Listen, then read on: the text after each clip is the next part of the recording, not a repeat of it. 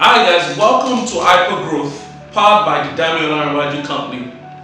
On this episode of Hypergrowth, we'll be discussing about building capacity for growth.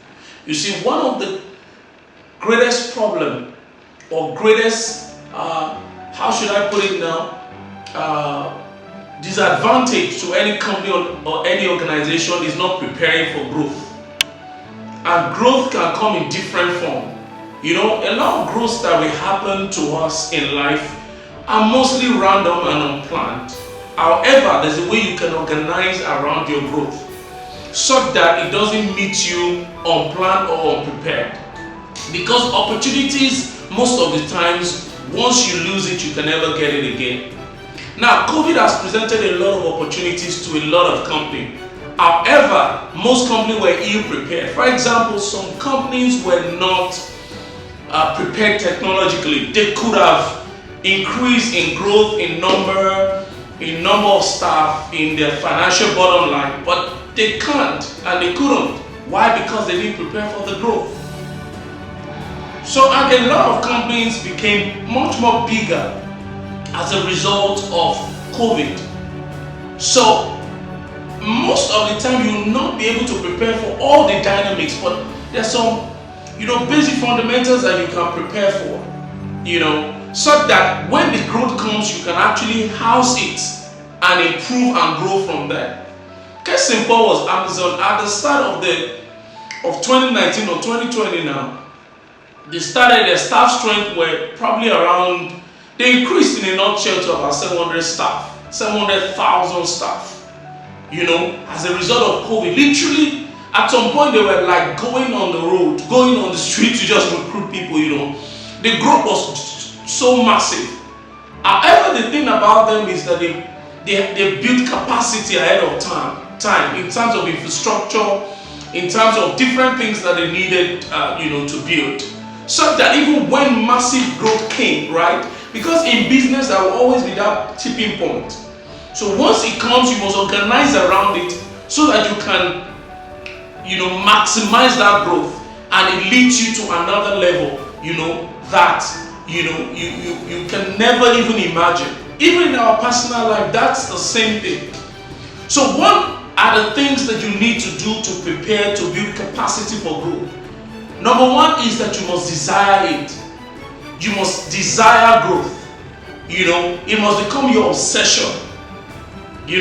And nothing literally stays the same. It's either it's going up or going down. So you can't be complacent. You can't build an organization that is complacent around growth. And as a leader, you must lead the way. You must keep on pushing. You must keep on pushing. You must desire it, and the culture of the organization must absorb it.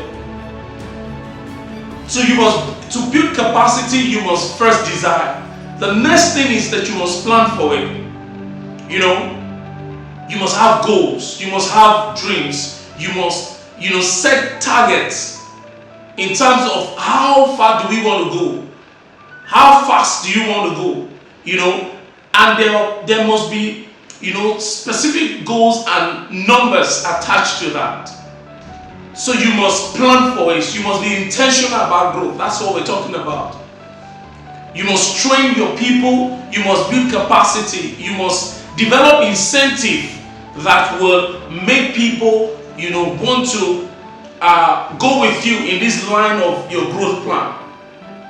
The other thing you must do is to build systems and structure around this growth that you're preparing for.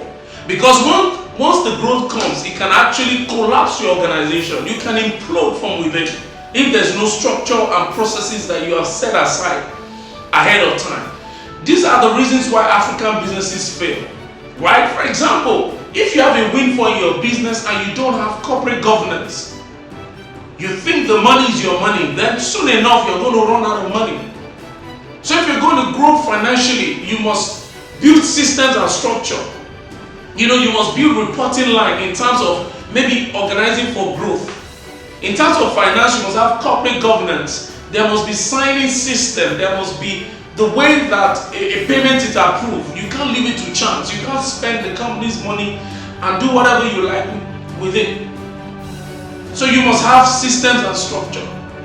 You know, another thing is that you must always learn to recycle best practices, which means that you must also store data. You have to look at the last trajectory of your growth and be able to learn from it or predict the next level of growth, you know, or when the next growth will come, even within your sector, you know. So you can actually instigate growth, that's what I'm saying, by looking at past data. Look at areas that you guys have achieved results in the past. Look at the initiative or the incentive that you've done in the past that made the customer come, that makes sales boom. So you can actually look at it and tweak it and come up with another, you know, wave of growth. So you get to that point where you are literally the master of growth, and you can actually instigate, trigger growth, and, you know, expand your business. So guys, these are some of the ways that you can build capacity for growth. Another point is that you need to train your people. The central point in growth is the human resource. So you need to build a capacity, you need to motivate your staff, your colleague, you need to encourage them. You need to allow them to take initiative, because once an organization lacks initiative, progress is stalled. So you need to build that capacity that everybody literally within an organization is an entrepreneur. They're entrepreneurs, they're responsible for a particular part of the business that you've given them to handle. You give them the space to actually explore and flourish. You need to train them. You need to motivate. Technical skills are also very important. You need to train them technically. You need to improve on the instrument, you know, that they're using for growth. They need to build capacity. They need to be up to date in the use of technology. They need to also imbibe the use of best practices. And also from there, it becomes a time where you can, as an organization, become an inventive organization, which means that you don't only know and utilize best practices, you can actually even coordinate what we call next practices, which means that you become the pace setter in your industry. People look to you before they do whatever they need to do, because you're a pace setter. Look at Microsoft, look at Amazon, look at Apple. Everybody waits for them, they copy whatever they're doing. So guys, these are the ways that you can build capacity for growth. Like we've always emphasized that growth is actually possible. Growth is not a myth. Growth is not, you know, something that cannot happen. Even in the midst of chaos, in the midst of recession, growth can actually happen. So guys, please share this content with your family and friends, with your colleague, with your fellow entrepreneurs, fellow managers, and please subscribe to our YouTube channel and follow us across all social media platforms. Hypergrowth is possible. Hypergrowth is your reality. Thanks.